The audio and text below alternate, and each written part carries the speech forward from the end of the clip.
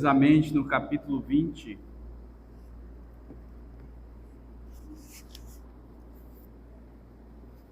Nós faremos uma leitura do versículo 1. Na verdade, eu farei a leitura e você vai acompanhar, tá? Que a leitura é um pouco extensa. Do versículo 1 ao versículo 22, tá bom? 2 Crônicas, capítulo 20, versículo 1 até o 22.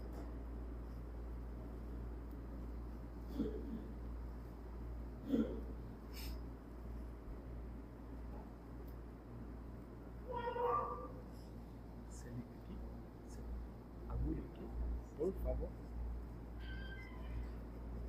Amém? Eu vou ler e os irmãos acompanham, tá bom? O título é A Vitória de Josafá sobre Moabe e Amon. Que diz assim: Depois disto, os filhos de Moabe e os filhos de Amon, com algum dos meunitas, vieram à peleja contra Josafá. Então vieram alguns que avisaram a Josafá, dizendo: Grande multidão vem contra ti, da além do mar e da Síria. Eis que já estão em Azazon Tamar, que é em Gedi.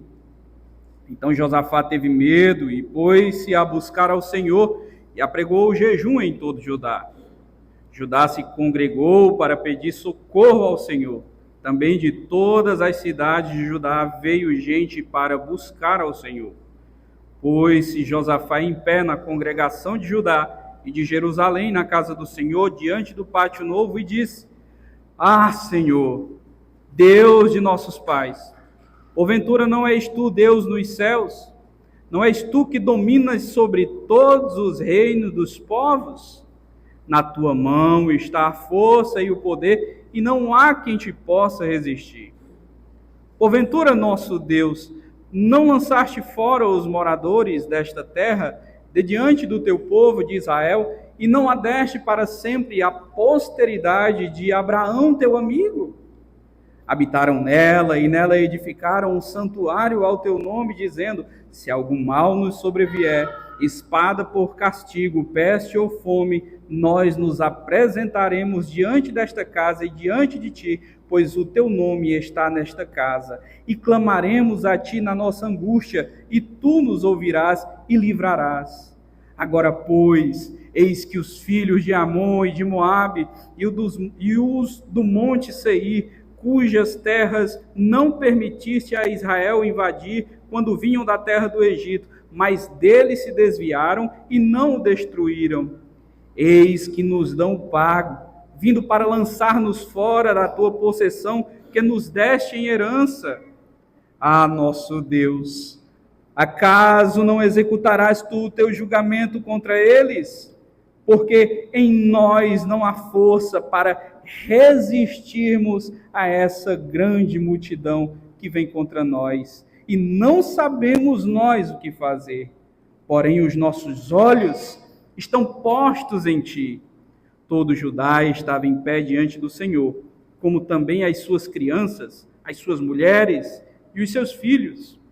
Então veio o Espírito do Senhor no meio da congregação sobre Jaaziel, filho de Zacarias, filho de Benaia, filho de Jeiel, filho de Matanias, levita dos filhos de Asaf, e disse: Dai ouvidos, todo Judá, e vós, moradores de Jerusalém. E tu, ó rei Josafá, ao que vos diz o Senhor, não temais, nem vos assusteis, por causa desta grande multidão, pois a peleja não é vossa, mas de Deus.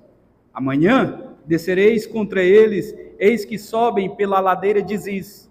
Encontrá-los eis no fim do vale, defronte do deserto de Jeruel. Neste encontro não tereis de pelejar. Tomai posição, ficai parados e vede o salvamento que o Senhor vos dará, ó Judá e Jerusalém. Não temais, nem vos assusteis. Amanhã saí-lhes ao encontro, porque o Senhor é convosco. Então Josafá se prostrou com o rosto em terra, e toda Judá e os moradores de Jerusalém também se prostraram perante o Senhor e o adoraram. Dispuseram-se os levitas dos filhos dos coatitas e dos coreitas para louvarem o Senhor, Deus de Israel, em voz alta sobremaneira. Pela manhã cedo, se levantaram e saíram ao deserto de Tecoa. Ao saírem eles, pôs-se Josafá em pé e disse: Ouve-me, ó Judá, e vós, moradores de Jerusalém, crede no Senhor vosso Deus e estareis seguros. Crede nos seus profetas e prosperareis. Aconselhou-se com o povo e ordenou cantores para o Senhor, que vestidos de ornamentos sagrados e marchando à frente do exército, louvassem a Deus, dizendo: Rendei graças ao Senhor, porque a sua misericórdia dura para sempre. E para finalizar, tendo eles começado a cantar e a dar louvores, pôs o Senhor emboscadas contra os filhos de Amon e de Moabe e o do monte Seir, que vieram contra Judá e foram desbaratados. Que lindo, não é? Oremos ao Senhor mais uma vez. Querido Deus maravilhoso e eterno Pai, eis aqui a tua igreja, eis aqui o teu povo, eis-nos aqui, Pai.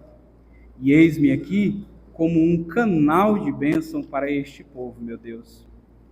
Que a tua voz, ó Pai querido, que a tua palavra, meu Deus querido, venha iluminar a nossa mente e que nós venhamos aplicá-la e aplicá-la bem à nossa vida. Amém, Senhor Jesus. Queridos, vocês perceberam que nessa extensa leitura que nós fizemos, houve aqui algo meio que ação de uma parte e reação de outra parte? Isaac Newton, ele estudou sobre isso e, salvo engano, na sua terceira lei, ele falou sobre isso, que para cada ação existe uma reação. E ele detalha essa lei e diz que até mesmo da mesma intensidade, não é a mesma quantidade de força. Tem até aquele experimento das bolinhas, eu acho que vocês lembram, na escola, né? Algumas escolas tinham. E queridos, para a gente compreender mais ainda essa passagem, eu gostaria de resumir o que aconteceu no versículo 19, mais precisamente compreendido entre o versículo 4, capítulo 19, versículo 4, até o versículo 11. O que esse rei ele fez para que o versículo de número 1 do capítulo 20 comece dessa forma: depois disto. Mas depois de quê? Houve algo, não é?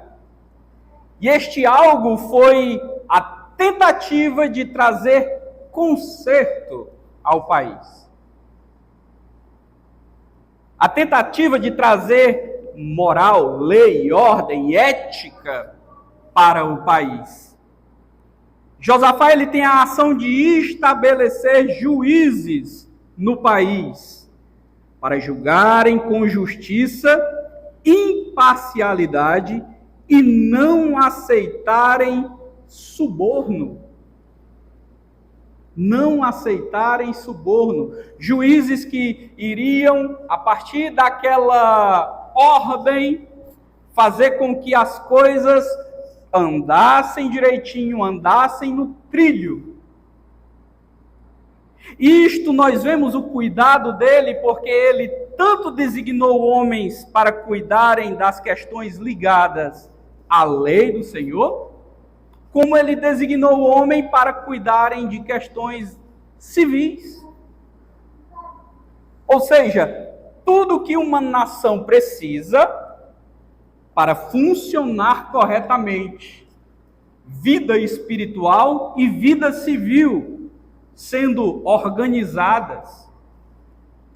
Só que como a gente acabou de falar, como eu acabei de falar na verdade, para cada ação que nós tomamos, existirá uma reação. Os inimigos, depois que ele dá esta ordem, no versículo 20, no início, depois disto, os filhos de Moabe e os filhos de Amon, com alguns dos meunitas, vieram à peleja contra Josafá. É assim na nossa vida, meus amados irmãos. Quando você se empenha, quando o Espírito Santo faz com que você se incline para as coisas sagradas, se incline para aquilo que é moral, para aquilo que é ético, para aquilo que é correto, com certeza o reino das trevas se levantarão. O inimigo usará das suas artimanhas e dos seus meios para tentar fazer com que você seja parado.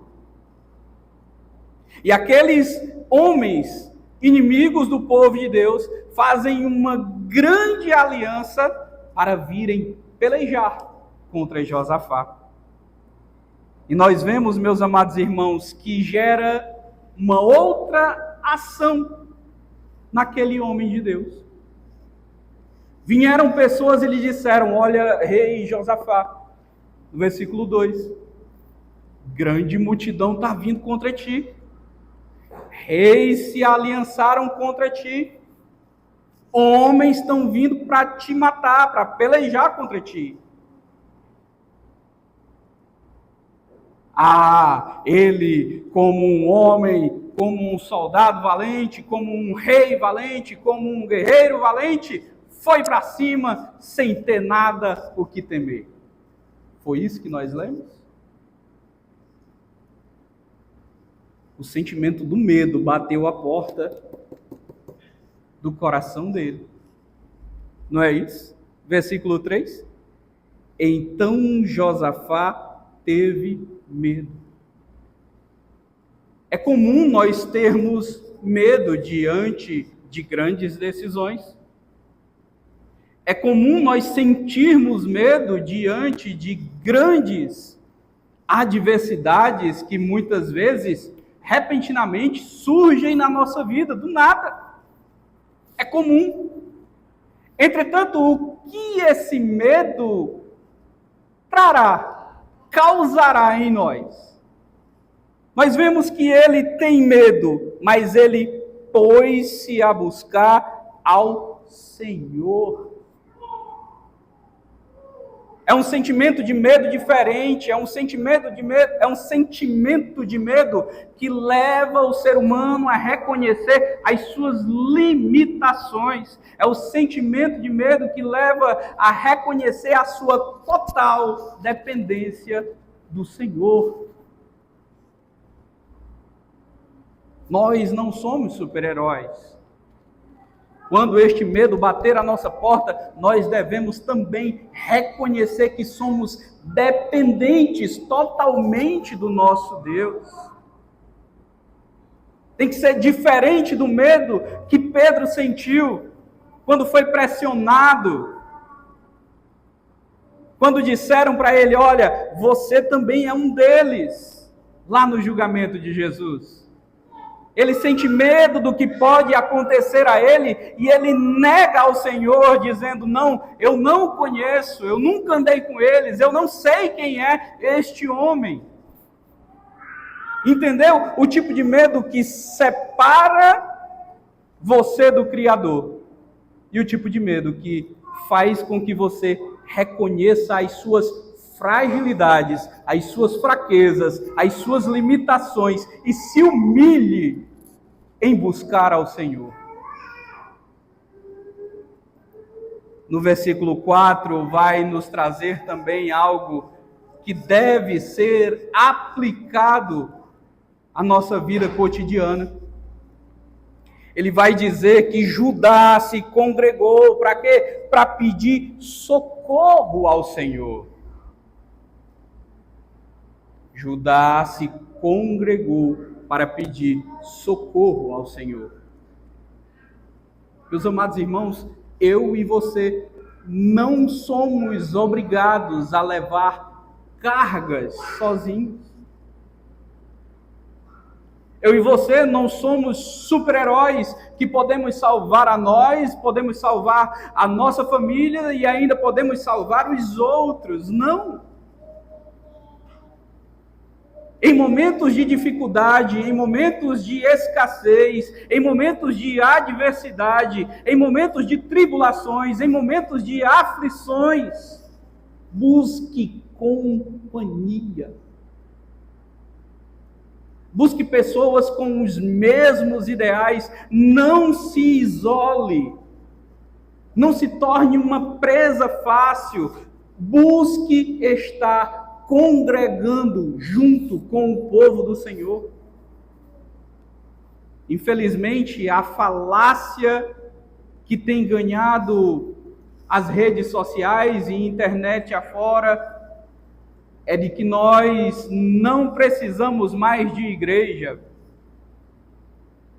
É de que nós não precisamos mais viver em comunidade. É de que nós não precisamos mais viver ou apoiar uns aos outros. E é esse tipo de falácia que tem vitimado muitas pessoas. É esse tipo de falácia que tem feito com que muitas pessoas tenham esfriado espiritualmente e terem deixado a casa do Senhor, ao invés de ter sido algo bom, porque na visão de muitas pessoas, aqui está cheio de pessoas erradas, aqui está cheio de pessoas hipócritas, mas na visão dessas pessoas, apenas ela é a certa. Errado, meu irmão. Errado, minha irmã. Temos nossas falhas, temos nossos erros, temos os nossos pecados, mas a Bíblia nos ensina a vivermos em comunidade. Quando me foi uma vez na transição de igreja, quando me foi uma vez colocado essa proposta em jogo, digamos assim, eu retruquei a pessoa dizendo, olha,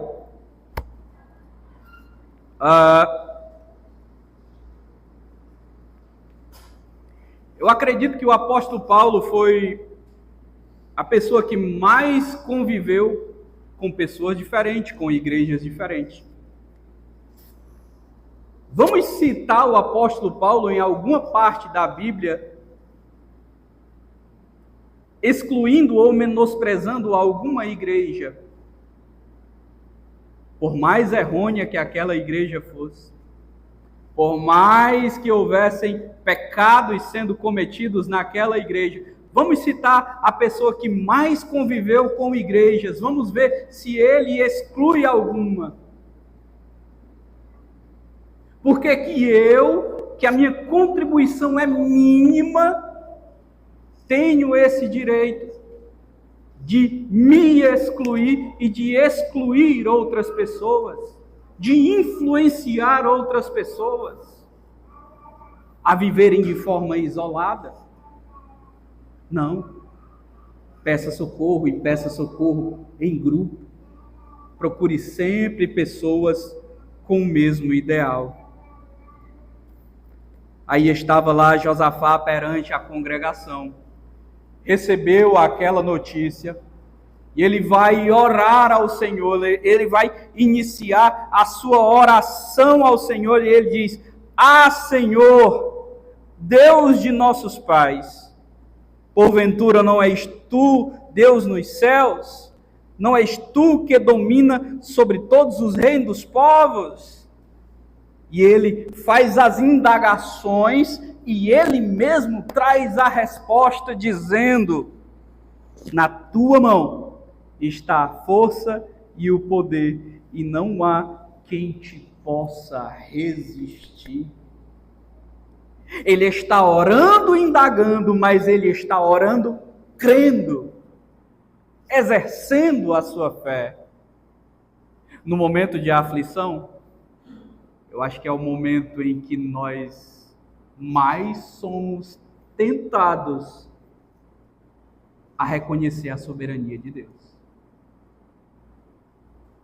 No momento dos gigantes, das adversidades que vêm sobre nós, parece que a pergunta que vem ao nosso coração e à nossa mente, constantemente, é: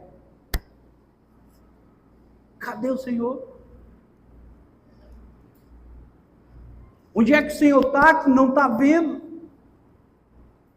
Onde é que o Senhor está que não está contemplando? E isso vai minando a nossa fé. Entretanto, até para nós exercermos a nossa oração, nós precisamos ser diligentes, ter cuidado. Porque o Senhor está onde Ele sempre esteve, assentado no seu trono, assistindo a tudo e a todos. E Ele ora, indagando, mas crendo.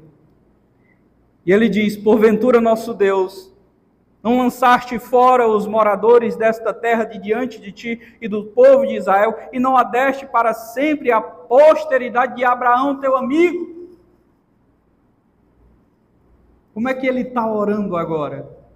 Ele está orando crendo nas promessas que Deus fez. Crendo nas promessas que o próprio Criador fez.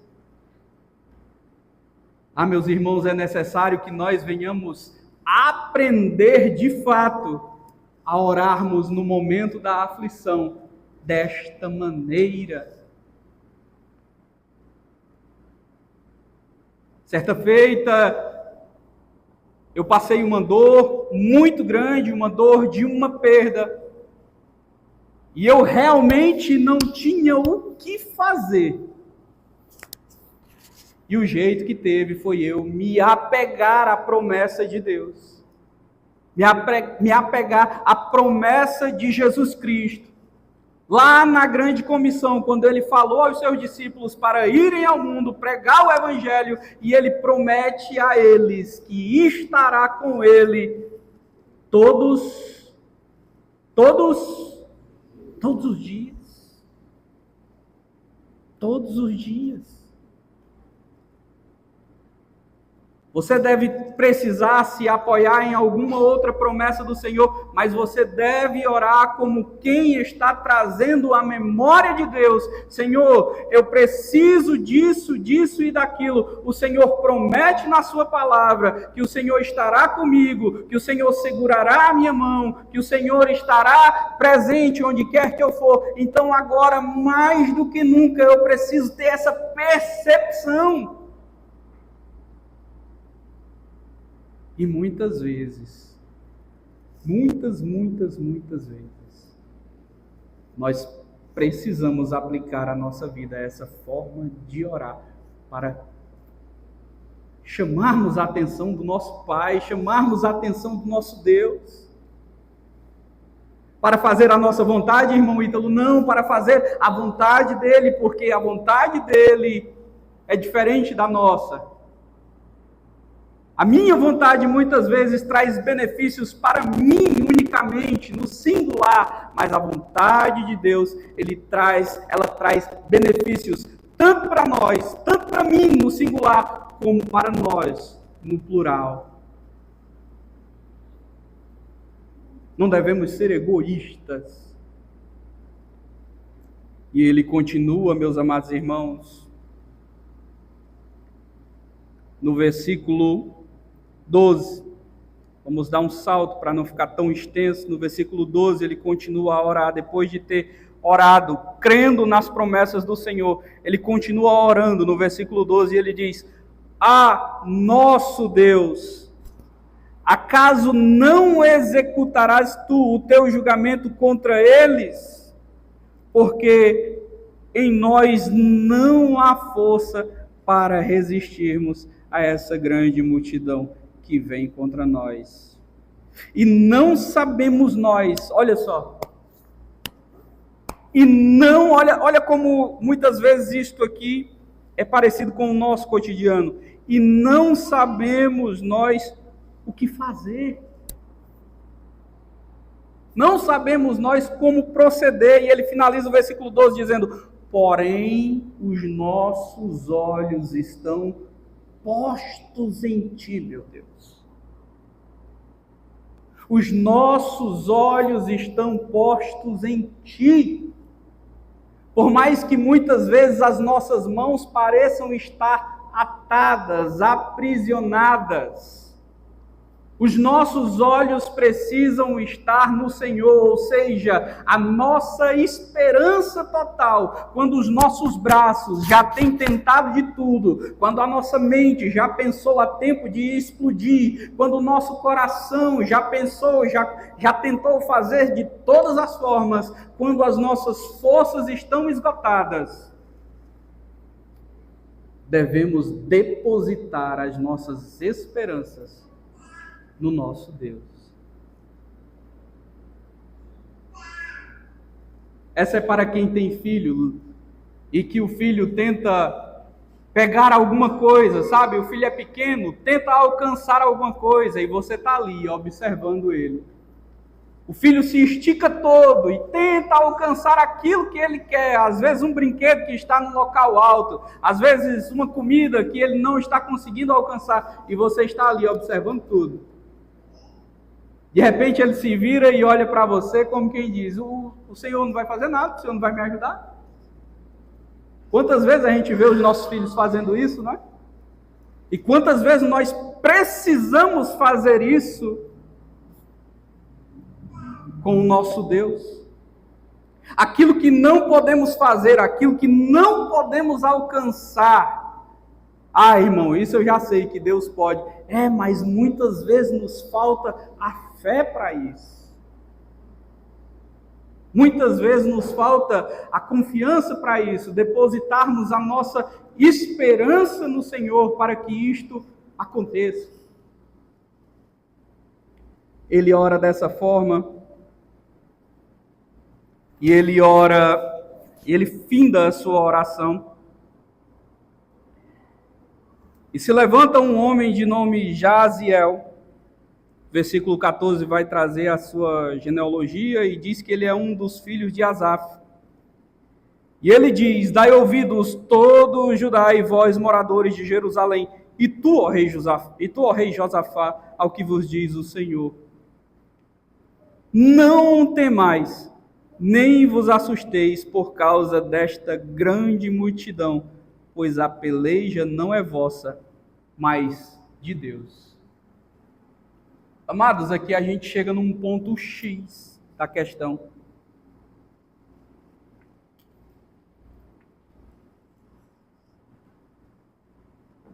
Para que nós possamos ouvir do próprio Deus esta expressão: olha, não se preocupem, não se assustem por causa daquilo que está vindo sobre você. A peleja não é sua, a peleja é minha.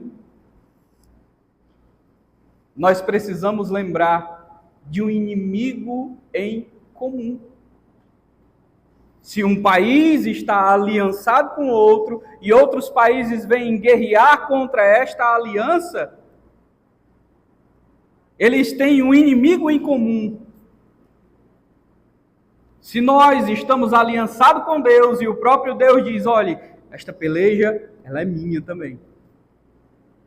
Vocês não terão de pelejar, porque eu tenho interesse também nesta peleja.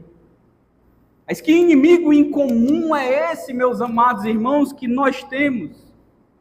Às vezes, em outras instituições, a gente aprende errado, de forma equivocada. Que pessoas são nossas inimigas. Mas por quê? Não, porque ele pensa diferente de mim. E quantas vezes, meus amados irmãos, eu já vi líderes religiosos dizendo: olha, aquele seu vizinho, né? Você sabe, aquele seu vizinho que vive lhe perturbando, Deus vai fazer isso, isso, isso e aquilo com ele. Você sabe aquela pessoa, isso eu digo, eu acho, não, eu vi. Você sabe aquela pessoa lá no seu trabalho que vive lhe atazanando, né? Aprendi. Que vive lhe atazanando, né? Deus vai pegar ele, Deus vai fazer isso e isso com ele. É isso que é o nosso inimigo em comum? O que nós lemos na liturgia em Efésios capítulo 6, versículo 12? Vamos lá. Como é? A nossa luta não é contra... É contra o quê? Potestades. As forças das trevas que se levantam. Então, o seu alvo principal, o seu inimigo principal, não é aquele vizinho que lhe perturba no fim de semana com o som alto. Não é aquela... companheira de trabalho que vive pegando no seu pé, não é a diretora da sua empresa. O seu alvo principal, o nosso alvo principal é o pecado. Porque é o pecado que vai ser usado como ferramenta nas mãos de Satanás para tentar nos parar. É o pecado que muitas vezes habita, mora em nós mesmos. Isaías 59, versículo 2, vai dizer: mas as vossas iniquidades fazem separação entre vós e o vosso Deus, e os vossos pecados encobrem o seu rosto de vós, para que vos não ouça. Para que vos não ouça.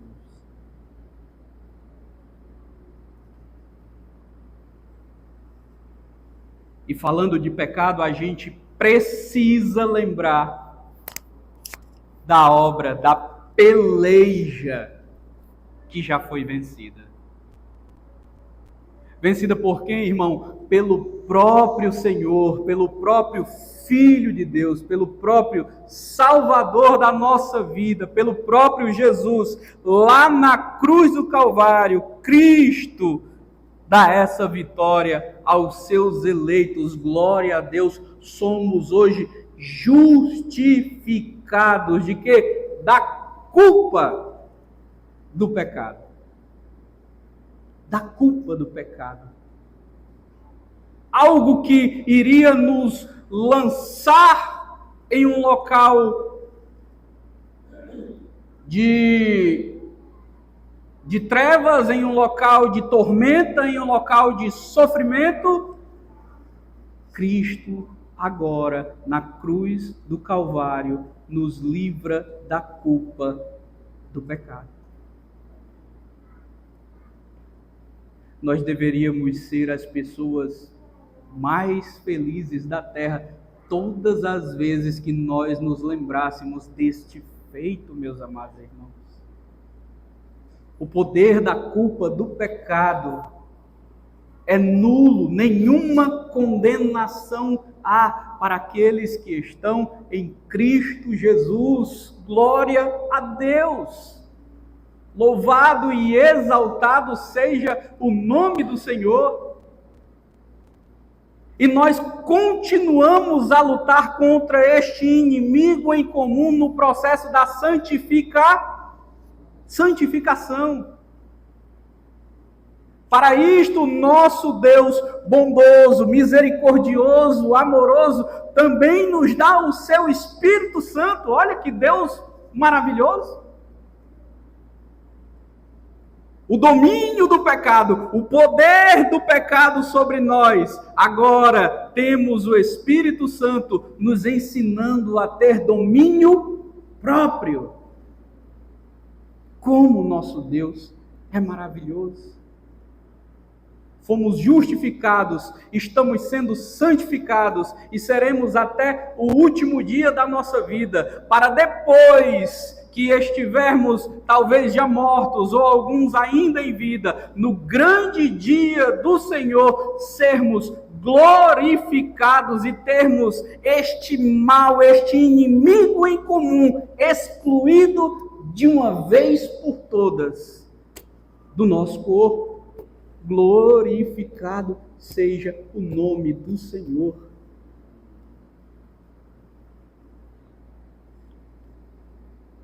Queridos, no versículo 21, nós vamos encontrar ele fazendo algo maravilhoso. Ele se aconselha com o povo e ele faz algo que eu acho que eu e você não faríamos, mas só pode ter sido o Espírito de Deus inspirando aquele homem a fazer aquilo. Ele se aconselha com o povo e ele ordena cantores para o Senhor, que vestidos de ornamentos sagrados, olha só a coisa fora de lógica, cantores vestidos de ornamentos sagrados fossem marchando na frente do exército, louvando a Deus, dizendo: rendei graças ao Senhor, porque a sua misericórdia dura para sempre. Eu acho que se eu e você fôssemos chamados para uma guerra hoje, a nossa estratégia seria pegar as armas mais potentes, as armas de fogo mais poderosas, os canhões com o mais grosso calibre possível, apontá-los diante do inimigo e fulminá-los. Era ou não era? Humanamente falando.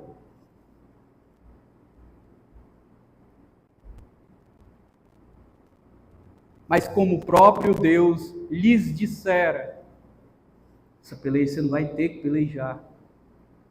Nós temos um inimigo em comum, essa batalha é nossa, não é apenas sua. Lembre, nas batalhas do seu dia a dia, na luta contra o pecado, na luta contra o inimigo em comum, na luta contra aquilo que lhe traz tristeza, na luta contra aquilo que lhe traz perturbação, na luta contra aquilo que lhe traz aflição, na luta contra aquilo que lhe joga para baixo. Ah, irmão, eu vivo uma vida plena, glória a Deus por isso, mas tem muita gente lutando contra coisas que não conseguem vencer. Tem muita gente lutando contra vícios que não conseguem vencer. Tem muita gente lutando contra prostituição que não consegue vencer. Tem muita gente lutando contra roubo, porque se viciou numa vida corrupta e não consegue vencer. Tem muita gente, até mesmo nas igrejas brasileiras, tendo práticas pecaminosas, sabendo e conhecendo a verdade, mas não conseguem vencer.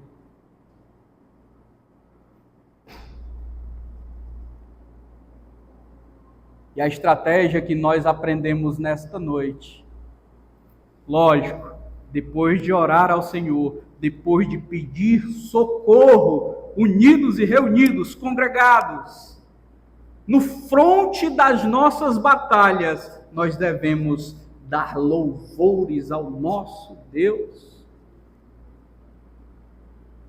Não é apenas cantar. Se você ler bem cuidadosamente o versículo vai dizer que eles cantavam e davam louvores, ou seja, aquilo que estava saindo da boca não era apenas da boca para fora, aquilo que estava saindo, a sua voz ecoando, estava vindo diretamente do coração.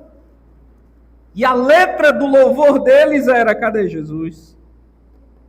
Versículo 21, rendei graças, olha a letra do louvor, rendei graças ao Senhor, porque a sua misericórdia dura para sempre. Homens que estavam marchando diante do exército, não sabiam o que lhes estava esperando ali naqueles montes, mas eles estavam indo, mesmo talvez com medo, mesmo talvez apreensivos, mas eles estavam indo dizendo, rendemos graças ao Senhor, porque a sua misericórdia dura para sempre. Vamos render graças ao Senhor do início ao fim dos nossos dias, porque a misericórdia do Senhor nos alcança. Foi o irmão Joviano, salvo engano, que falou, a misericórdia do Senhor se renova todas as manhãs.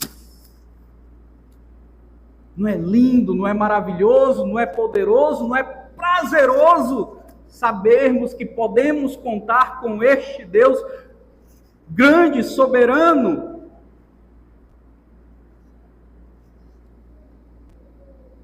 E isto traz um resultado.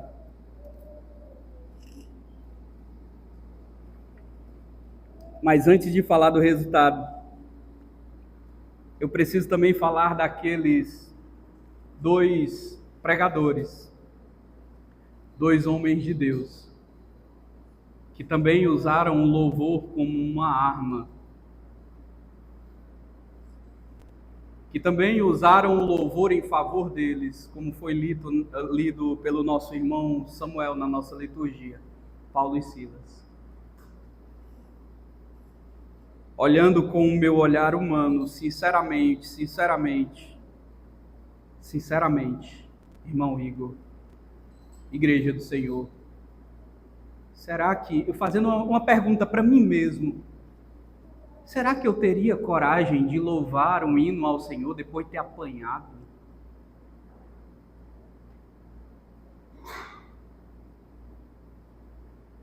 Será que eu teria coragem de louvar ao Senhor, mesmo depois de ter apanhado e de estar preso?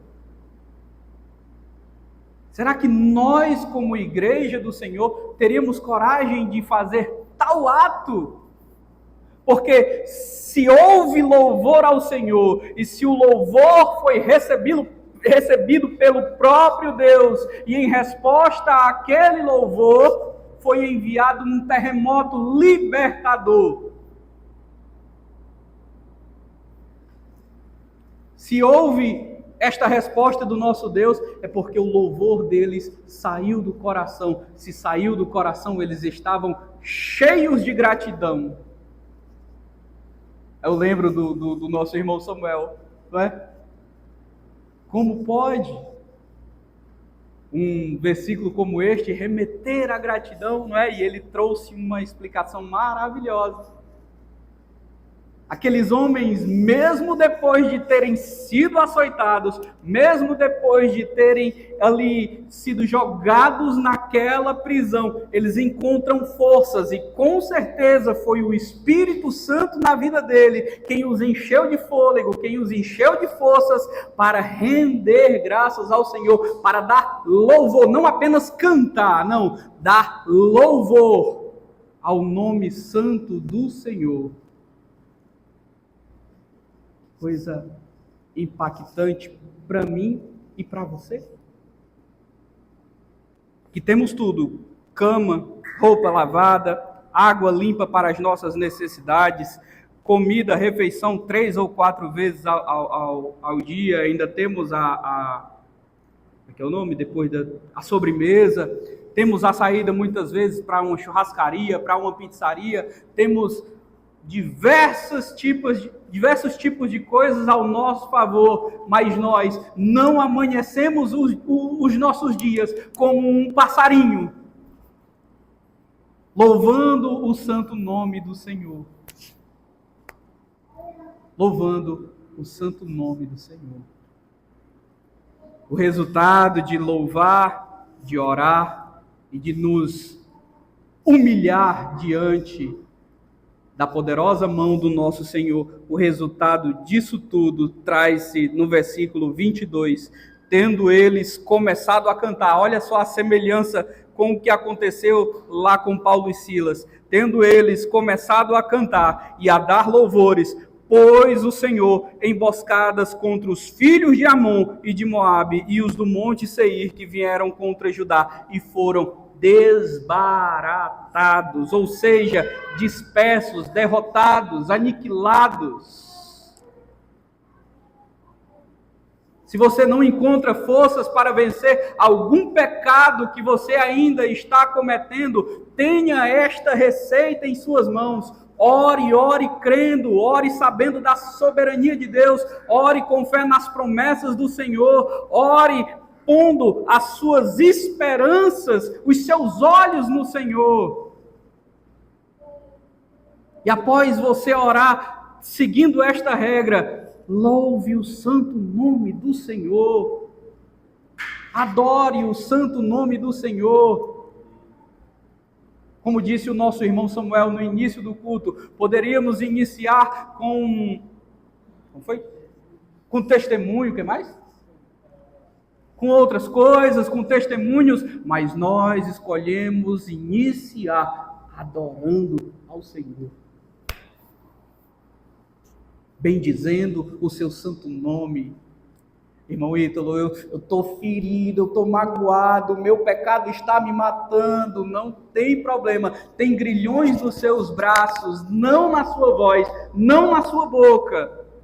Louve e adore o santo nome do Senhor. Amém, queridos? Amém. Que nós venhamos encontrar forças no nosso Deus. Eu não recordo agora o dia de uma grande perda que eu sofri, que eu citei aqui agora, mas teve um louvor lindo, maravilhoso. Eu estava dentro do meu veículo, um louvor bem antigo, começou a tocar na rádio e teve tudo a ver, parece não, o próprio Deus usou aquele veículo, aquele rádio, para trazer aquele louvor naquela hora, quebrar mais ainda o meu coração, mas também trazer conforto. O Senhor habita em meio aos louvores. Curve sua cabeça, oremos ao Senhor. Querido Deus, maravilhoso e eterno Pai, meu Deus, nos ensine, nos ajude, me ajude o teu povo, ajude a tua igreja a adorarmos mais ao Senhor, a fazermos, ó Deus querido, mais e mais louvores que rendam graças a Ti, ó Deus. Porque nós olhamos para a nossa vida, Pai, e nós vemos que tudo aquilo que nos acontece de bom, tudo isto é a Tua mão, ó Deus querido, a Tua mão que provê, cuidando de nós. Até mesmo as coisas que julgamos muitas vezes negativas, elas acontecem e nos mostram lá na frente que foi para construir algo em nós, que foi para trazer um ensinamento para nós. Meu Deus, a murmuração parece que quer morar dentro do nosso coração.